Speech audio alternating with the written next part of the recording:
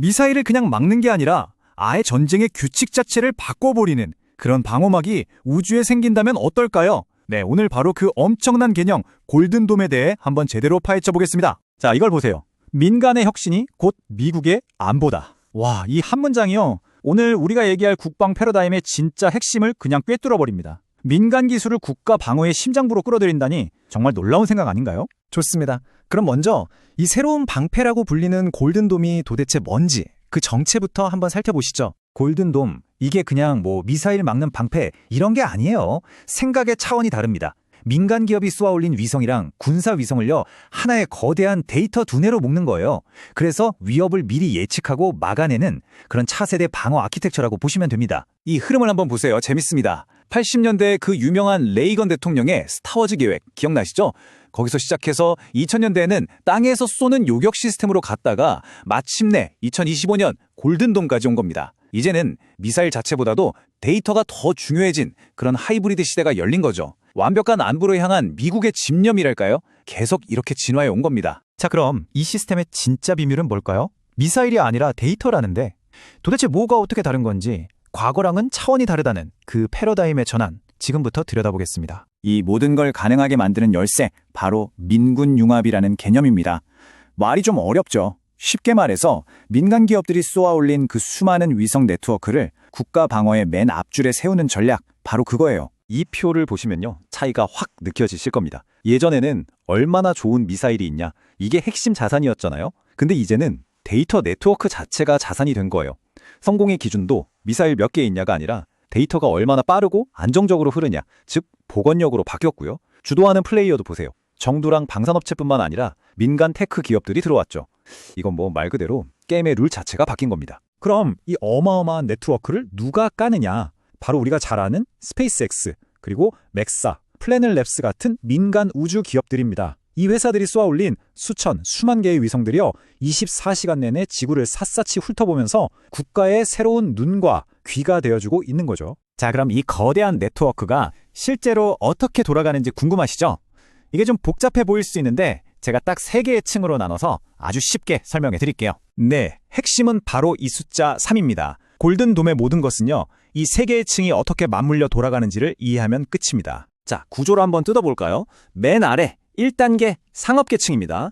스페이스X 같은 민간 위성들이 거대한 그물망처럼 우주를 쫙 훑으면서 눈과 귀 역할을 하는 거죠. 여기서 뭔가 이상한 걸 발견하면 그 데이터가 바로 2단계 군사계층으로 넘어갑니다. 여기서는 국방부의 전문 위성들이 딱 달라붙어서 목표를 정밀 추적하고 요격 미사일을 조준해요. 그리고 가장 중요한 마지막 3단계, 바로 AI 융합계층입니다. 여기가 이 시스템의 두뇌예요. 모든 정보를 실시간으로 싹 모아서 분석하고 쏴라 하는 결정을 순식간에 내리는 거죠.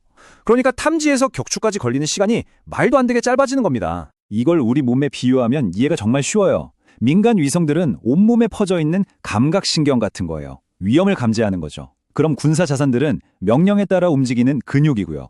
그리고 이 모든 걸 총지휘하는 AI 플랫폼이 바로 우리의 두뇌인 셈입니다.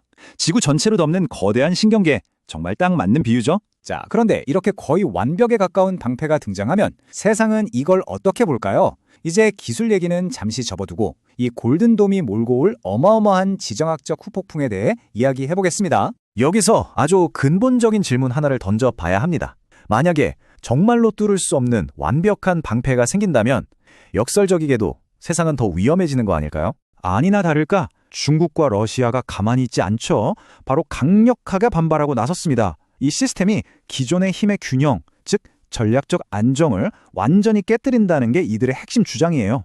러시아 입장에선 최후의 카드인 핵 보복 능력이 쓸모없게 될까 봐 두려운 거고, 중국은 이게 우주를 독차지하려는 미국의 우주 패권 전략이라고 날을 세우는 거죠. 이런 상황을 설명하는 아주 흥미로운 이론이 있습니다. 바로 안정 불안정의 역설이라는 건데요. 이게 뭐냐면요, 핵전쟁처럼 다 같이 망하는 최악의 시나리오가 사라져서 상황이 안정되면 오히려 사이버 공격이나 우주에서의 작은 충돌 같은 자잘한 싸움은 더 쉽게 벌어질 수 있어서 불안정해진다는 거예요.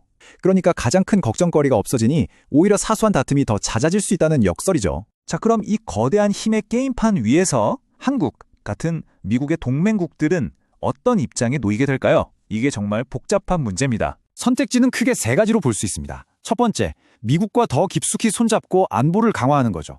물론 강대국 싸움에 끼어들 위험은 감수해야 합니다. 두 번째, 엄청난 돈과 시간을 들여서 우리만의 독자 시스템을 만드는 겁니다. 전략적인 자율성은 없겠지만 쉽지 않겠죠. 그리고 마지막 세 번째, 아예 이 새로운 판의 공동 설계자로 참여하는 데이터 동맹이 되는 겁니다. 하지만 이렇게 되면 미국의 경쟁국들에게 주요 타겟으로 찍힐 수도 있어요. 정말 어느 쪽 하나 쉬운 선택이 없는 그야말로 외줄타기입니다. 그래서 관련 분석들을 보면 이런 결론을 내립니다. 동맹국들은 이제 단순히 미국이라는 방패뒤에 숨어서 보호받는 파트너에 머물러선 안 된다. 이 거대한 안보 네트워크를 처음부터 같이 만들어가는 공동 설계자가 되어야 한다는 거죠. 그리고 바로 이 문장이 오늘 이야기의 모든 걸 압축해줍니다. 이 시스템에서 데이터는 그냥 정보가 아니다. 그것은 억제력의 새로운 화폐다. 어떠세요? 이제 힘과 안보의 정의 자체가 뿌리부터 흔들리는 그런 역사적인 순간을 우리가 보고 있는 겁니다. 마지막으로 여러분께 이 질문을 던지면서 마무리하고 싶습니다. 21세기에 진짜 강한 나라라는 건 과연 얼마나 많은 무기를 가졌는가로 결정될까요? 아니면 어떤 공격에도 무너지지 않는 데이터 네트워크, 그 복원력으로 결정될까요? 미래 안보의 패러다임에 대해 다시 한번 생각해보게 만드는 아주 중요한 질문이 아닐까 싶습니다.